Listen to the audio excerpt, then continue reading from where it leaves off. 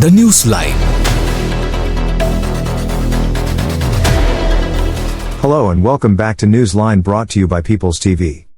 In today's news commentary, we examine the Jewish diaspora in New York City in the context of Zohran Mamdani's landslide mayoral victory.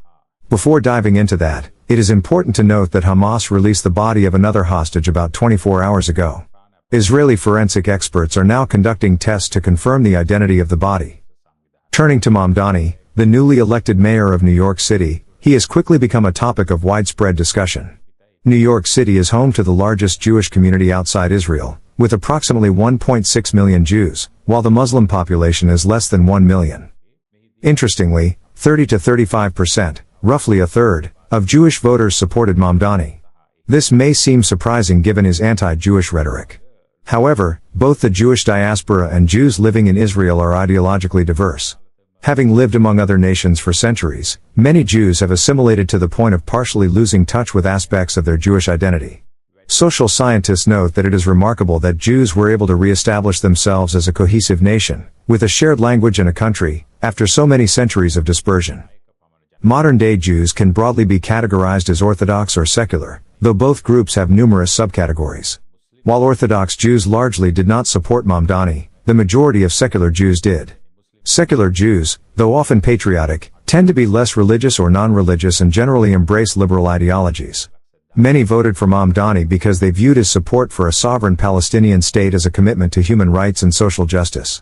Similar perspectives can also be found among some Jews living in Israel, including those who oppose Israel's military actions against Hamas. To put this trend into perspective, one can look at the mass anti-government protests at Galface Green in Sri Lanka. The demonstrators were expressing long-standing grievances against the various regimes that had governed the country over the 75 years since independence. However, there was also a group of Sri Lankans who entered the protest site and carried out violent attacks against the demonstrators.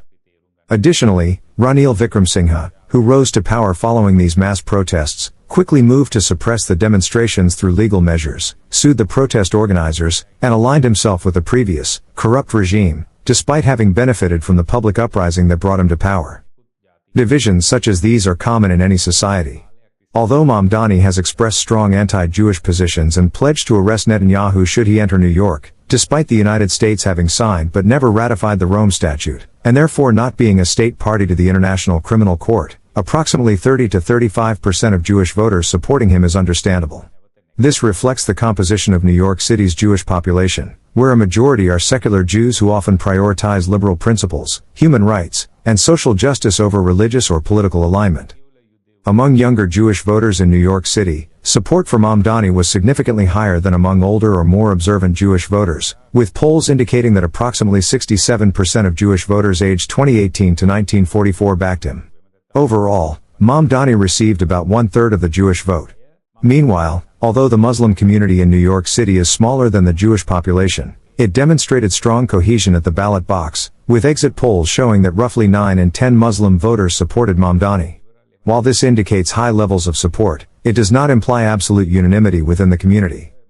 Mamdani was successful in securing support not only from segments of the Jewish diaspora but also from the immigrant community and other minority groups. Meanwhile, several Jewish organizations have formally addressed him in writing, congratulating him on his victory while also emphasizing his responsibilities toward the Jewish community. Some of these letters included cautions, noting that the Jewish community in New York City is both large and influential, the most powerful diaspora globally, and advising him to ensure that their rights and privileges are respected in his capacity as mayor.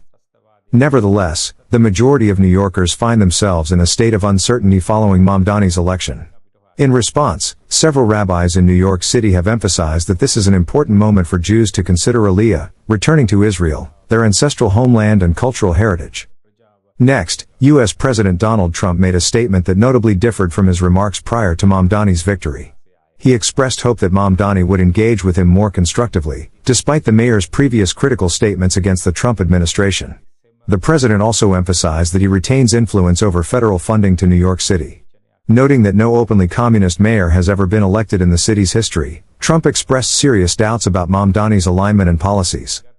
In conclusion, while the Muslim population in New York City makes up roughly 8% of residents, the Jewish population accounts for approximately 18 to 20%.